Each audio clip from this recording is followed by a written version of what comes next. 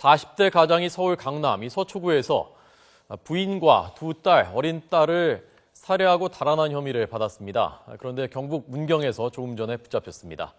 김경수 기자 연결돼 있습니다. 김 기자 나오십시오. 네, 서울 서초경찰서입니다. 네, 문경에서 붙잡혔다고요? 네, 오늘 아침 가족을 살해하고 달아난 혐의를 받고 있는 48살 강모 씨가 붙잡힌 건 약 2시간 전인 낮 12시 20분쯤입니다. 강 씨는 경북 문경 농안면의 한 지방도로에서 검거가 됐는데요. 검거 당시 자신의 은색 승용차에 타고 있던 강 씨는 별다른 저항은 없었던 것으로 전해졌습니다. 경찰 관계자에 따르면 붙잡힐 당시 상당히 초췌하고 체념한 듯한 모습이었던 것으로 알려졌습니다. 네, 지금 화면을 보고 계십니다. 화면 계속 보시고요. 오늘 아침에 이 모습인데 오늘 아침에 어떻게 됐었던 것인 전말을 좀 다시 한번 말씀해 주시죠. 네, 이 피의자 강모 씨가 받고 있는 혐의는 오늘 아침 서울 서초동 자택에서 자신의 부인과 어린 두 딸을 살해한 혐의입니다. 40대 가장인 강모 씨는 부인과 각각 13살 그리고 8살 난 두 딸을 목 졸라 숨지게 한 혐의를 받고 있습니다. 범행 후 지방으로 피신한 강 씨는 오늘 아침 6시 반쯤 119에 아내와 자식을 죽였으니 집에 가서 확인해보라고 신고한 것으로 전해졌습니다. 신고를 받고 출동해 집에서 부인과 두 딸의 시신을 발견한 경찰은 휴대전화 위치 추적을 통해서 강 씨가 서울을 벗어나 지방으로 간 것으로 보고 지역 경찰서와 협조해 강 씨를 추적해왔습니다. 네, 지금 그러면 서울로 압송되고 있습니까? 네, 그렇습니다. 지금 현재 강모 씨는 이 검거된 지역인 경북 문경에 있는 것으로 알려졌는데요.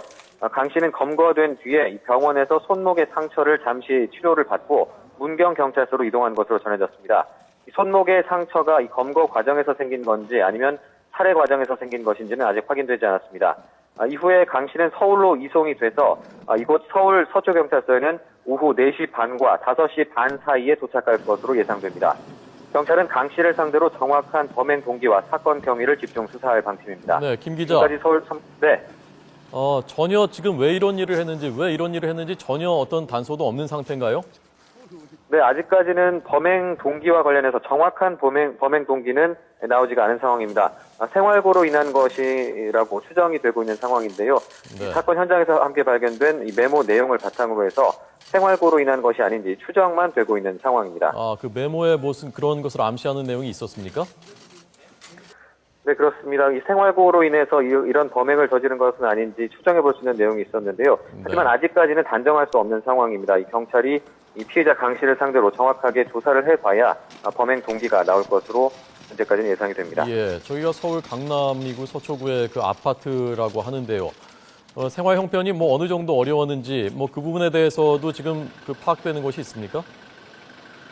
네, 아직까지는 정확하게 그 범행의 동기 부분이 아직 정확하게 나오지 않았기 때문에 네. 조금 더 추가적으로 취재가 이루어져야 될 것으로 수사가 이루어져야 될 것으로 보입니다. 네.